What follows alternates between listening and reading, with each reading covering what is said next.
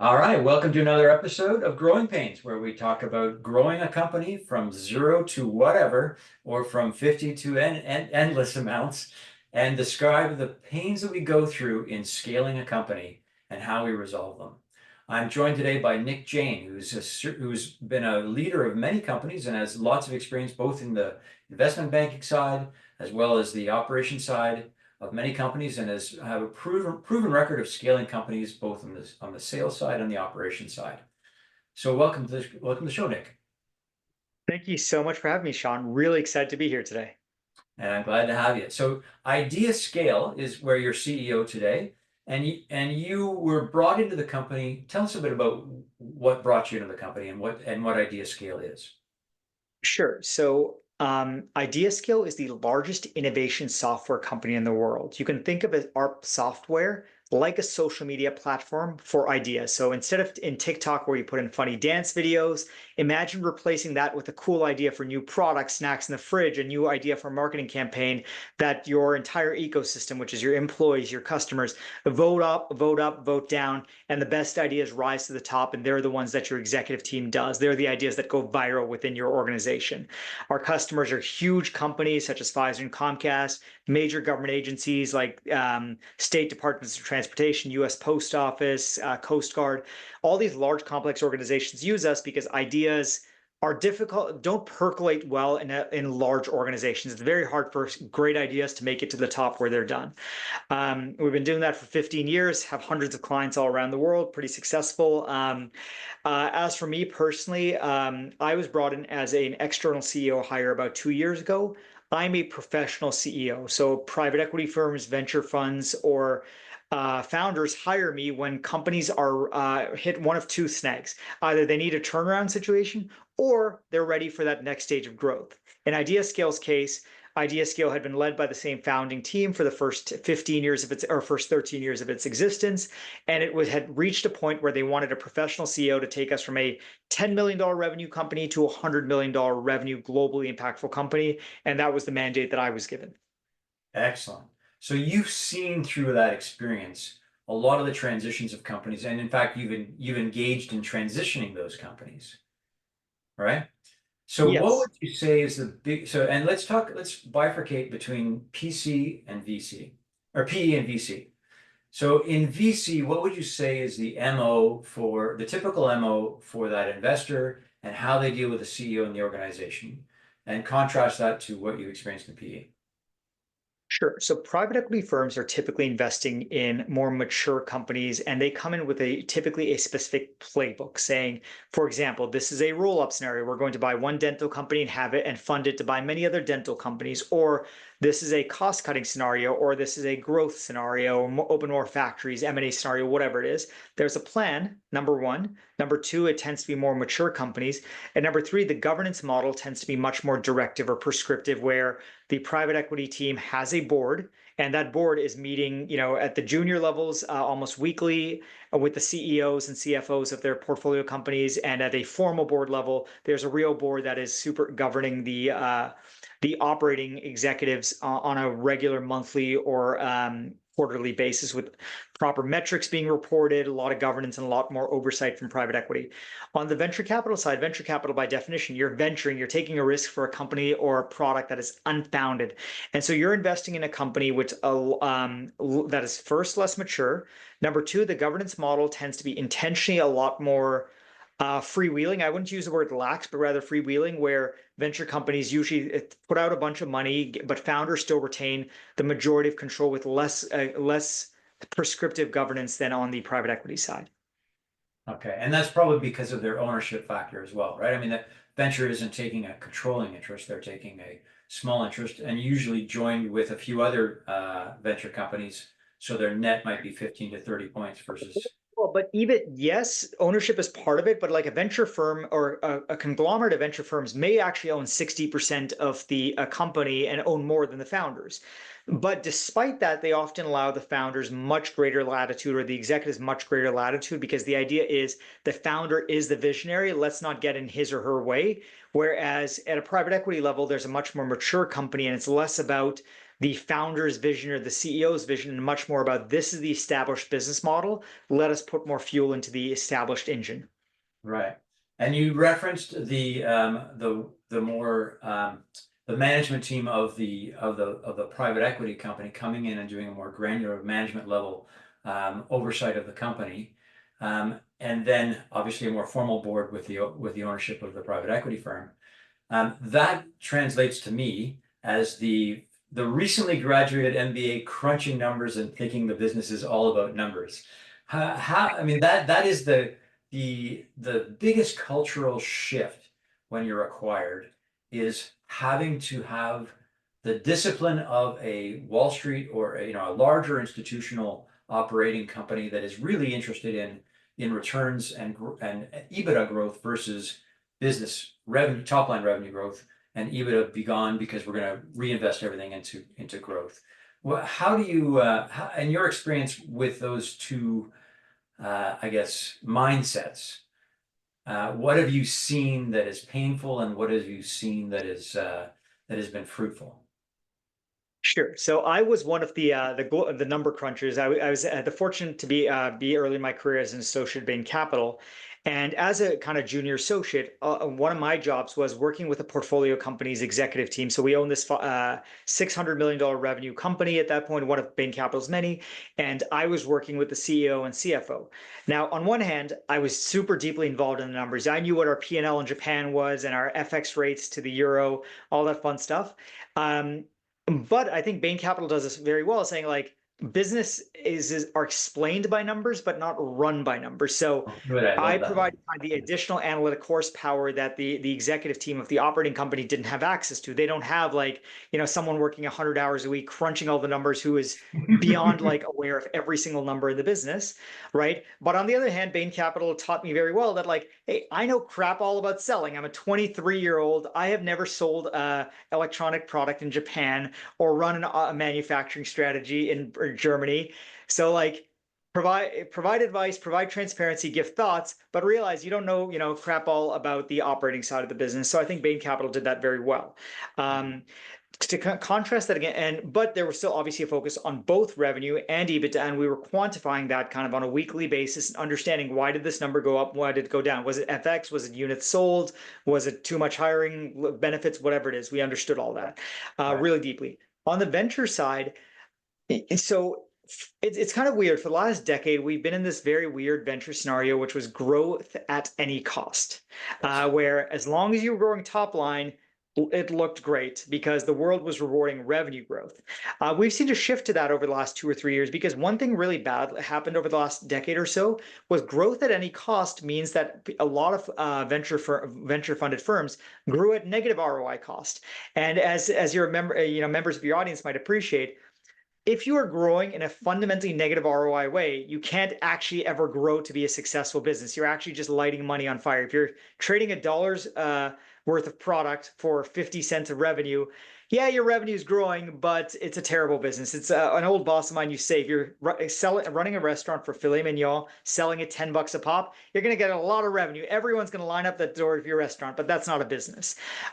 So that's how venture capital has been, as an industry, been funding firms for the last decade. Starting about 2 years ago, as we saw that first venture crunch happen, that model has largely gone away, where there's a lot more emphasis on either profitability specifically, or at least ROI positive growth, where a lot of venture firms have demanded that founders and executives show them that growth is not at any cost, but growth at a reasonable cost or growth at a reasonable price. Mhm. Right, exactly. So the rule of 40 we always talk about, and either growth and EBITDA or some combination, and depending on where the company. One thing about rule of 40, you can actually hit your rule of 40 number, which is, revenue growth plus EBITDA margins, and still be growing in a negative ROI way. Sure.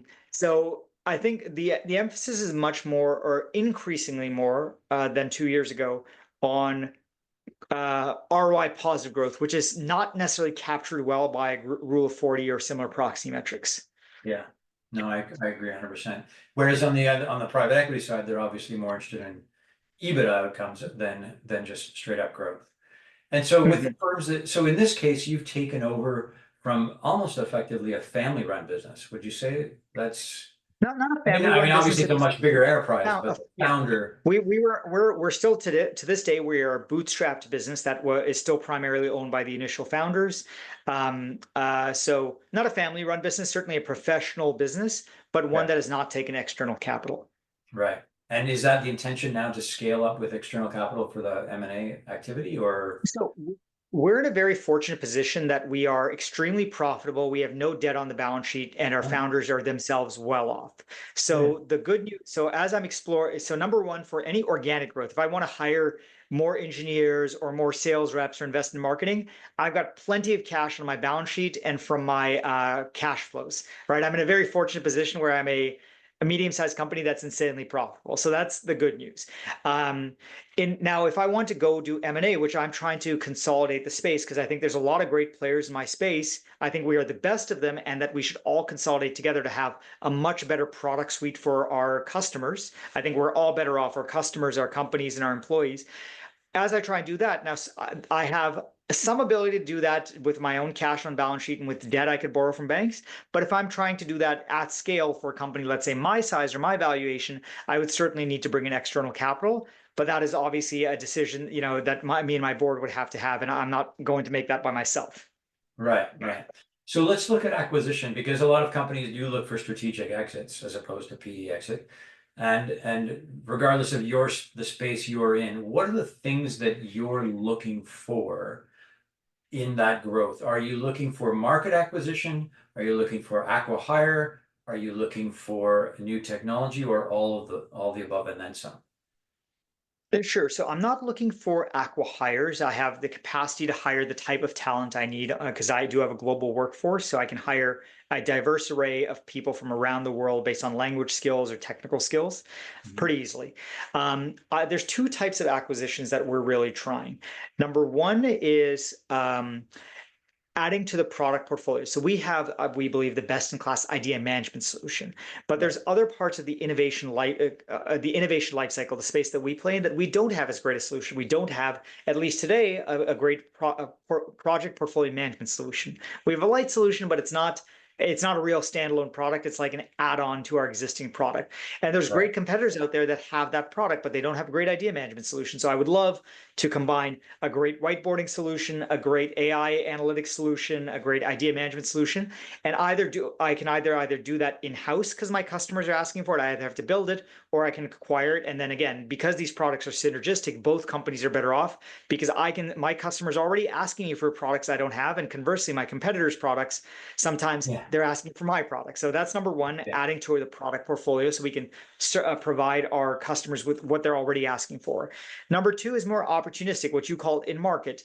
Um, because we're in this fortunate position where I am the kind of only, I'm the not quite the gorilla in the room, but certainly the best run company in my space. Almost everybody else loses money. They're venture backed, and venture money companies have started to pull back. It puts us in a position of strength to go engage in negotiations and go buy some of our competitors who are not as effectively run as we are. And that creates an opportunity to like combine these companies together, run them better, and do so from a financial position of strength. Where because I have the luxury of not needing to beg venture capitalists for money, but rather having tons of money on balance sheet. Gotcha. Gotcha. That makes a lot of sense.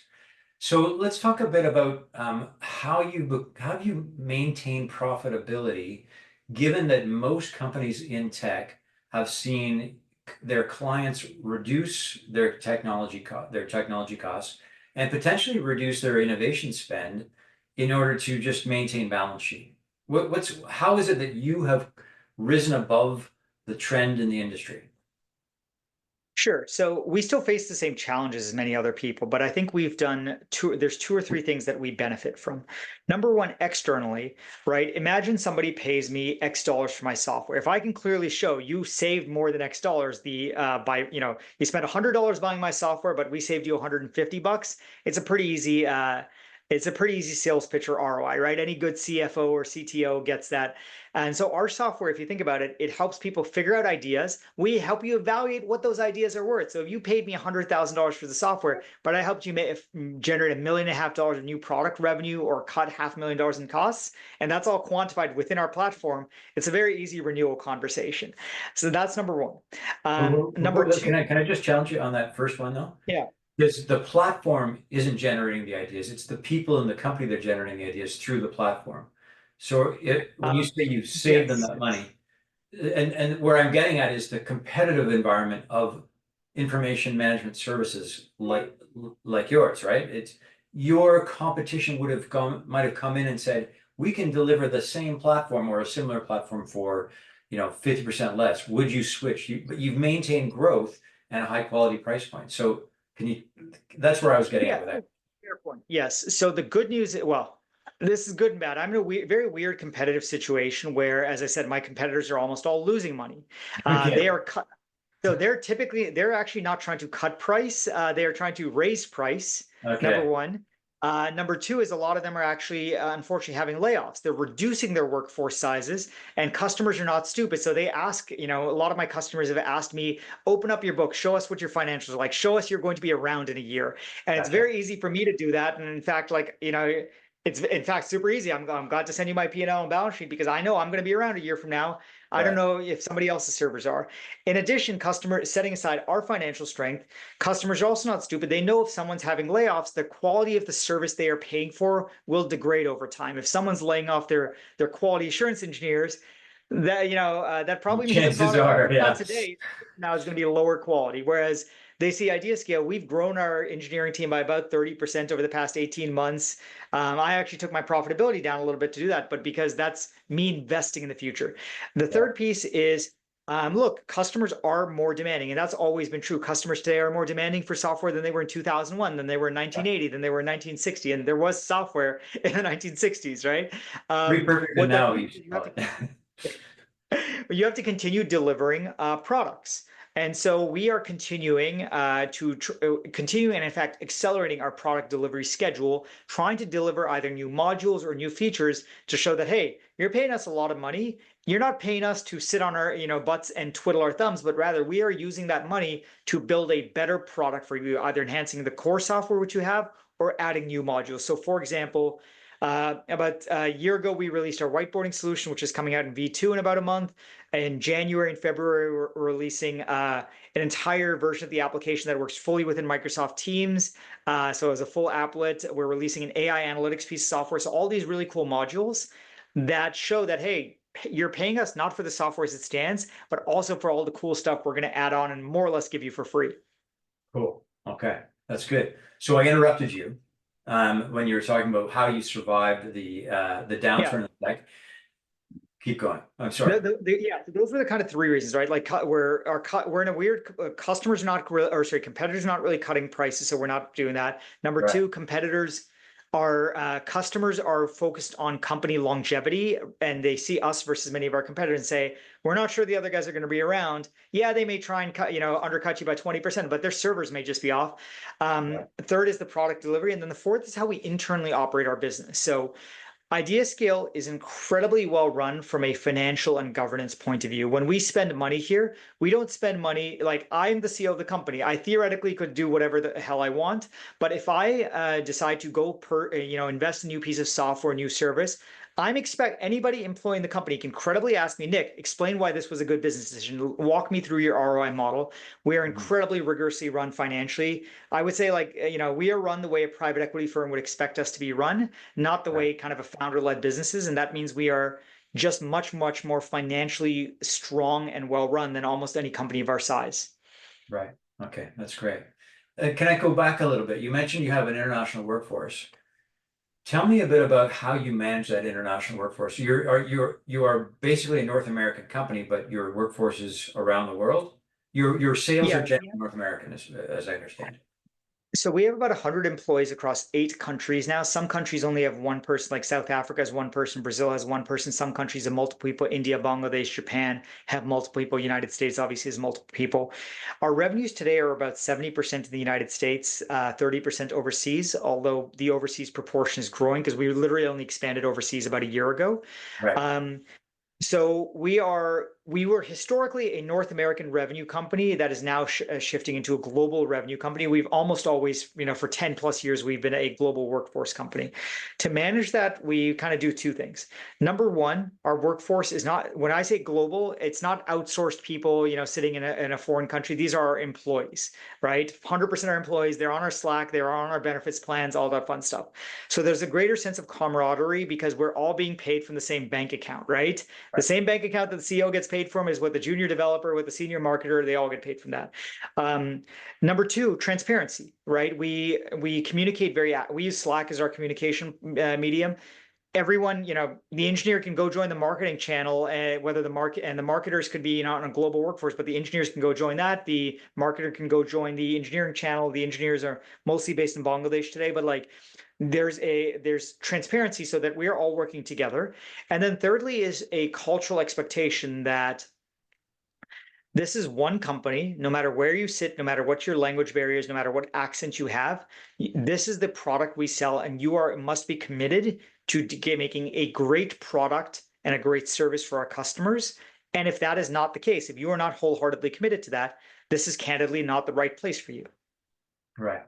So going from South Africa to India, for example, how do you manage the time zone variance, and what kind Yeah. of work gets Yeah. done? What kind of places? Everyone works their own time zones, and and obviously there's expectations that we accommodate each other's time zones, or as well as like holidays. So, like for example, Mexico had we have some folks in Mexico. They had a major Mexican holiday about 2 weeks ago. They took that Monday off, right? Even though the Right. American staff kept working. We have American Thanksgiving later this week. The Americans are off I think Thursday, Friday. Don't quote me on that. I Say forget. Friday. I don't know our Yeah. HR Well, days. Thursday officially, but Friday is Yeah. Black Friday. So So I mean, I don't know what our company's official holiday schedule is, but okay. like at least Thursday, maybe Friday, I forget what it is. But so but our Bangladesh and India team will work off. The India team had Holi, which is a big religious festival for the Hmm. Hindu side of India. Yeah, the They Holi. took the Holi off, and the Americans were still working. So we've respected each other's holidays.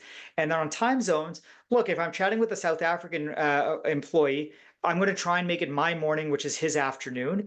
Yeah. And Japan's a little bit weirder because like Japan's like a 13-hour time difference to me. So either our Japanese employees or me, one of us is going to be doing late mornings, and we try and balance it out so that it's not noon my time and 3 a.m. their time. So look, Right. it is sometimes difficult when you're, on the literal opposite side of the world, but the expectation is both parties make that sacrifice on kind of that take a late evening call or an early morning call rather than just one party being the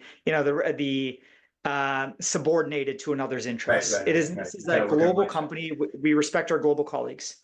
That's good. That's good. And so, do you do engineering around the clock as a result of that, or is engineering strictly in North America and Bangalore? What's the arrangement there? Bangladesh. So engineering is typically, well, our system operations is going to happen 24 hours a day. We have somebody on call or working to make sure the servers stay up. The actual engineering process typically will happen during Asian business hours, with the Okay. exception of if there's a major bugs, that'll happen 24/7, where somebody is just expected to go fix it no matter what time of day or night it is. Right. Okay. Very good. And Very by the good. way, that also applies to sales. Like if a North America, or we serve the Middle East right now out of North America in terms of sales and marketing. If the North American non-engineers, the salespeople, if they need to be available at some crazy time for the Middle Easterners, that's expected. That's part of the job here. Yeah. Yeah. Okay. Good. Good. When your background personally, you've come out of a variety of STEM and business experience. So talk to me a bit about that and what drove you to business instead of continuing on the science or mathematics side, and how that and for anyone who's a late bloomer who's been always an engineer, what they should think about and vice versa. Yes, so you're absolutely right. My background is in theoretical math and physics. I spent the first, the entire educational portion of my career building towards being a PhD in physics. I did some research in particle physics, astrophysics. Um, I think I realized, and as I did some research internships and research work, I realized two things about myself. Well, maybe three things. Number one, I do love the math and science things. To this day, you'll see in how I communicate, the way I run IdeaScale, it's very data, truth, like truth with a capital T. Let's break it down to first principles, the way scientists would operate. That's a true part of myself and how my brain operates. And it's true whether I'll be this or if I become an artist, my art will be very analytical. Number two, I'm an extreme extrovert. I love being around people. And when I did research internships, I found it very difficult to sit on a computer or whiteboard by myself doing data analysis because I wanted to be talking to people. And number three, I'm competitive. I'm competitive and results oriented. I want to see, hey, I did something, I'm going to get a result tomorrow, right? Whereas I think in science, sometimes you will spend 10 years working on an experiment, which may or may not fail, right? Or may or may not succeed.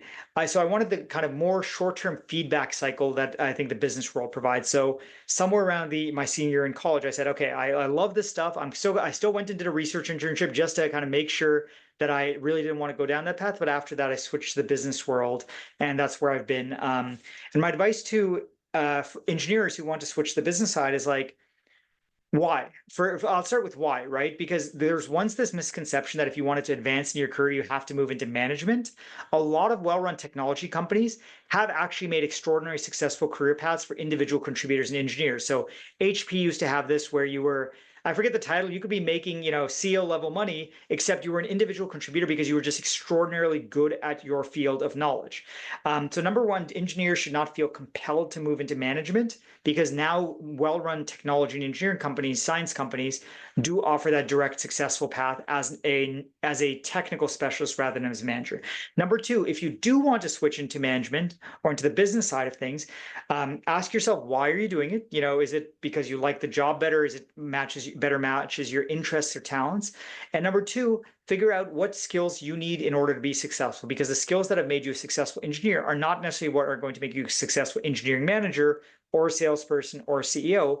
And it's important to begin developing those early so that you don't move into a new job and then have it, right? Like, what is it? Dress for the job you want. Develop the skills for the job you want today. Otherwise, if you walk into it tomorrow without those skills, yeah, you'll get the job and then you'll fail miserably, and that's a bad outcome. Okay, that's excellent advice, by the way. And so let's take it to something that everybody talks about all the time, which is of course AI and its impact on business. So coming from both the mathematical and technical expertise that you have, um, and understanding, obviously you're a curious guy, so you've been experimenting, I'm sure, and then looking at it at an enterprise level. What do you see as the biggest challenge for your organization in staying focused when there's so many shiny objects floating around and opportunities to improve business operations? So number one, I want to start with, we have been big adopters of the various AI solutions basically since day one. Like within a few weeks of ChatGPT and the other LMs coming to market, we were aggressive users. In some ways, the typical ways that other companies are writing sales emails, writing copy, all that stuff, but also in more kind of innovative ways, such as using it to create automated podcasts, to optimize M&A negotiations. In my M&A, I was wargaming against a ChatGPT bot where I Oh, programmed it wow. to be, or sorry, I was using Gemini. I programmed it with the personality characteristics of the CEO, who's my counterparty in the negotiation. And it was kind Ah, of a very funny conversation. that's Um, very interesting. I've also used it in my personal life to, not Did war you game, but win? to like, Did you huh? win? Did you win? Uh, uh, I don't know, winning the wrong, the AI basically and I were unable to reach a deal, which is also what happened Okay. in real life because the Okay. competing interests, the personalities plus the competing interests plus the weird incentives that occur when you're a VC-backed company that's under your last valuation mark. Right. It's very perverse incentives involved, which is what the AI, by the way, told when I asked it, hey, why did we fail here at reaching a deal, which is, clearly the economically right thing. He's like, the AI was like, well, there's all these perverse incentives involved, and it offered me a great postmortem of like what went wrong. Wow. Um, Fabulous. so, uh, so in terms of how the shiny objects question, so we are number one, very aggressive adopters of these forms of technologies. I think the two or three pitfalls that happen are number one, most people throughout any organization are just looking to do their job. They're not out there looking for cool tools or trying to change their jobs. Most people's brains aren't wired that way. It's just as human beings, we like habits, right? I like showing up and using my CRM every day. I'm not looking out there for another CRM or for an automated social media tool or whatever. So number one is when people do point out these new tools, you have to keep your ear to the ground, right?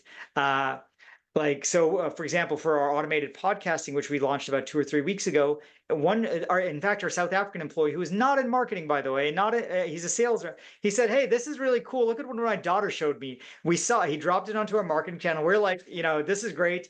The marketer, go add this, like, just go get this done, like, start using this thing, right? So keep Was your ear. that just out of curiosity, was that Notebook LM? Yeah, exactly. So we're starting with Notebook LM. There's another one that I started playing with. 'Cause I didn't like some of the Notebook LM lack of customization, because I wanted people with more genders, more accents, Right. not the same two robotic voices all the Yeah, time. yeah, yeah, yeah. And so I started looking at other tools. But yes, we started with Notebook LM. Um, number two is, so number one, like when people suggest ideas, listen to them, react, capture those ideas really quickly. Mhm. Number two, have someone searching. So have someone who is really passionate about this stuff and searching. At IdeaScale, that tends to be me. I'm out there looking at AI BDR tools and different engineering co-pilots. Even though I'm not on, don't hang out with the engineers most of the time, I'm still out there trying new engineering tools and then sending it over to our CTO. Um, so that's number two. Like, keep looking for new things. And number three is try all the stuff. Most of the stuff, they have free trials, or $30 a month to go try something. Because look, if you wait, let's imagine you try 100 of these tools at $30 a month. That's $3,000. For most organizations, that's less than 1 month's salary for one employee.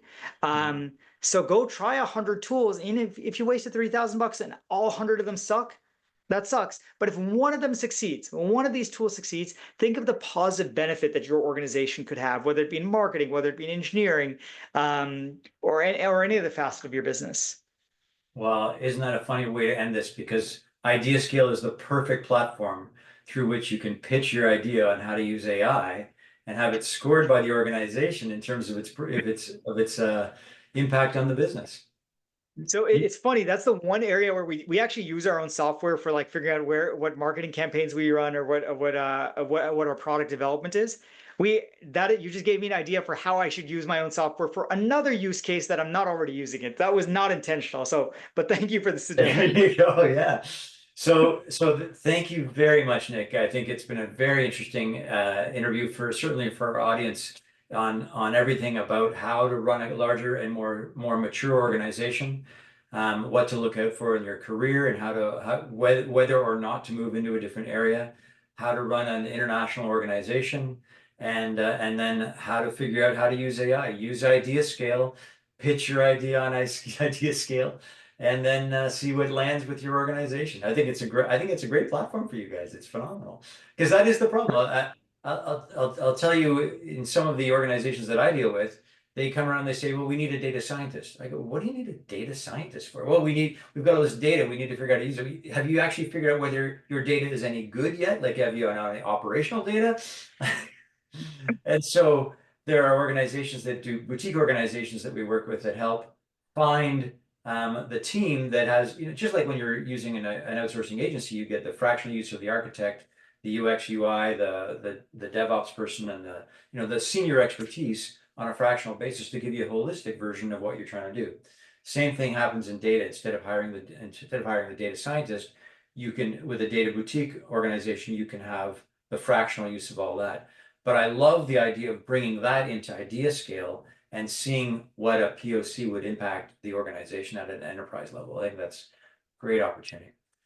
Well, Nick, Thank thank you so much for your time and your insights, and hope we'll see you again soon. thank you so much for having me, Sean. It's been a pleasure to be here. Oh, how do we reach you, Trista, before we leave? Oh, If yeah, someone wants to talk to you. for reaching IdeaScale, our website is ideascale.com. You can see it. Our software, by the way, is completely free for teams or organizations less than 100 people. So whether you're an entrepreneur or a 100-person team at $1 billion company, software is completely free. I encourage people to check it out. For getting in touch with me personally, the best way is through LinkedIn. My name is Nick Jain. It's at the bottom of the screen there. I respond to 100% of messages, so feel free to DM me. Wow, fantastic. Thank you very much, Nick. Thank you so much, Sean.